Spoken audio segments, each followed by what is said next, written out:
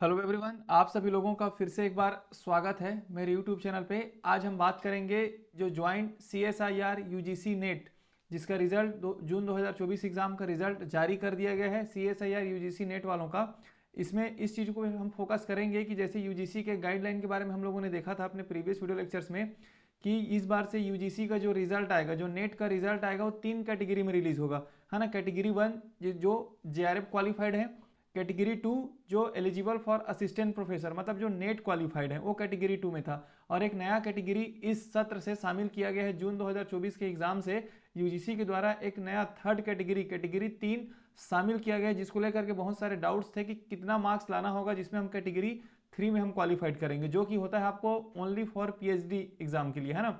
अगर आप कैटेगरी 3 में क्वालिफाइड हो जाते हैं तो आपको किसी भी यूनिवर्सिटीज़ में PhD के लिए इंट्रेंस एग्जाम देने की जरूरत नहीं पड़ेगी, आप डायरेक्टली इंटरव्यू में पहुंच जाएंगे। तो इन्हीं सब चीज़ों को समझेंगे कि कैटेगरी 1, कैटेगरी 2 और कैटेगरी 3 को लेकर के यूजीसी का जो रूल्स था उसके अकॉर्डिंग हम देखेंगे कि कितना मार्क्स आपको लाना पड़ेगा कैटेगरी 3 में। तो देखिए, सबसे पहले तो कैटेगरी 1 होता है जो ऑलरेडी पहले भी होता था ओनली JRF के लिए, जिसमें आपको क्या होता है, जूनियर रिसर्च फेलोशिप मिलेगा, आपको स्कॉलरशिप या फेलोशिप भी मिलेगा, साथ ही साथ आप असिस्टेंट प्रोफेसर के लिए भी एलिजिबल हो जाते हैं। PhD करेंगे तो आपको फेलोशिप मिलेगा। तो कैटेगरी 1 था जो पहले भी होता था। उसके बाद आपको देखिए कैटेगरी 2 है। कैटेगरी 2 किसके लिए होता है, असिस्टेंट प्रोफेसर के लिए, मतलब आप सिर्फ नेट क्वालिफाइड होते हैं। और इस बार से यूजीसी के गाइडलाइंस के अकॉर्डिंग, जैसे हम लोगों ने अपने प्रीवियस वीडियो लेक्चर में भी बात किया था कि कैटेगरी 3 में भी इस बार रिजल्ट रिलीज किया जाएगा, कैटेगरी 3 में, है ना। तो देखिए यहाँ पर ये हमारे लिए इंपॉर्टेंट है कि eligibility for admission to PhD, ये कैटेगरी थर्ड इसी को बोला जा रहा है। तो कैटेगरी थर्ड के लिए आपको कितना मार्क्स लाना होगा अब ये क्लियर हो गया है ना।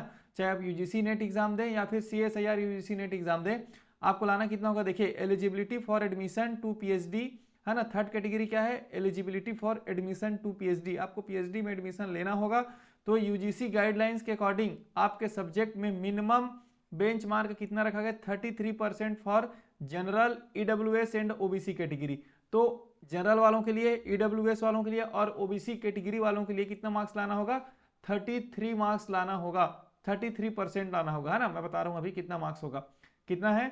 अब देखेंगे जनरल, ठीक है, या फिर EWS कैटेगरी हो या फिर आपका OBC कैटेगरी हो, आपको कितना लाना पड़ेगा, 33% लाना पड़ेगा। अगर इतना मार्क्स आप ले आ रहे हैं तो आप कैटेगरी 3 में क्वालिफाइड हैं, आपको कहीं पर भी PhD करने के लिए इंट्रेंस एग्जाम उस यूनिवर्सिटी का देने की जरूरत नहीं है, आप डायरेक्टली इंटरव्यू में जाएंगे। उसके बाद देखिए ST SC और PWD कैंडिडेट के लिए है 25%।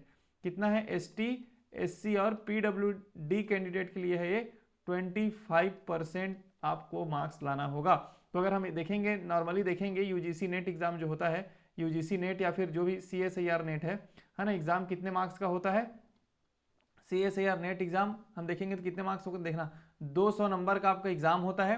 तो इसका अगर हम 33% निकालेंगे तो कितना होगा, 66 नंबर।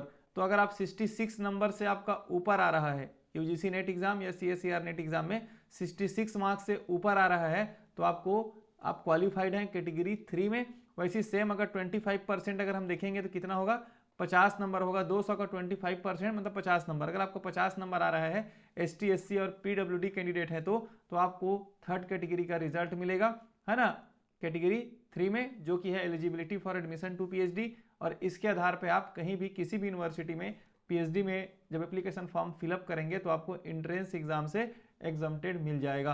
क्लियर हो गया। अब जैसे कि अभी हमने देखा ये CSIR नेट का रिजल्ट है अभी जून 2024 का, तो सेम अभी कुछ ही दिनों में, कुछ ही हफ्तों में UGC नेट का भी रिजल्ट जारी कर दिया जाएगा। उसमें भी आपको सेम कंडीशंस देखने को मिलेगा, है ना, कैटेगरी 3 को लेकर के, जो कि है एडमिशन टू PhD। ठीक है, तो अब क्लियरली हो गया है कि अगर आप जनरल, EWS या OBC कैटेगरी हैं, अगर आपको एडमिशन टू PhD वाला कैटेगरी में अगर क्वालिफाइड होने के लिए कितना मार्क्स चाहिए, 66 मार्क्स चाहिए, 33% चाहिए, और 25% मतलब 50 मार्क्स चाहिए आपको ST SC PWD कैंडिडेट है। तो ठीक है, तो इसीलिए मैंने इस वीडियो लेक्चर को बनाया है ताकि आप लोगों को ये चीज़ें क्लियर हो जाए तीनों कैटेगरी को लेकर के, जो भी कंफ्यूजन है।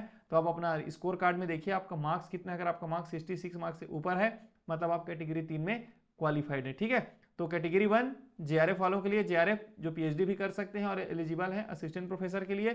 कैटेगरी 3 में only eligible for assistant professor. और जो कैटेगरी 2 में, है ना, कैटेगरी 3 में ओनली आपको PhD एडमिशन के लिए एग्जम्प्टेड मिलेगा, छूट मिलेगी। आप एलिजिबल नहीं रहेंगे असिस्टेंट प्रोफेसर के लिए, न ही आपको स्कॉलरशिप गवर्नमेंट देगा। वो जो स्कॉलरशिप मिलेगा वो यूनिवर्सिटी आपको देगी, ठीक है। तो जो भी डाउट रहा होगा, अभी तक क्लियर नहीं था कि कैटेगरी 3 के लिए कंडीशंस क्या है, तो अब उसको क्लियर कर दिया गया है यूजीसी नेट के यूजीसी के द्वारा। तो इस आधार पे आप लोगों का रिजल्ट जारी होगा, ठीक है। तो उम्मीद करता हूँ वीडियो लेक्चर आपको समझ में आया होगा और आपके लिए बेनिफिशियल रहा होगा। तो चैनल को सब्सक्राइब कर देना, वीडियो को लाइक कर देना, अपने दोस्तों में शेयर कर देना। मिलते हैं नेक्स्ट वीडियो लेक्चर, तब तक के लिए बहुत बहुत धन्यवाद। Thank you.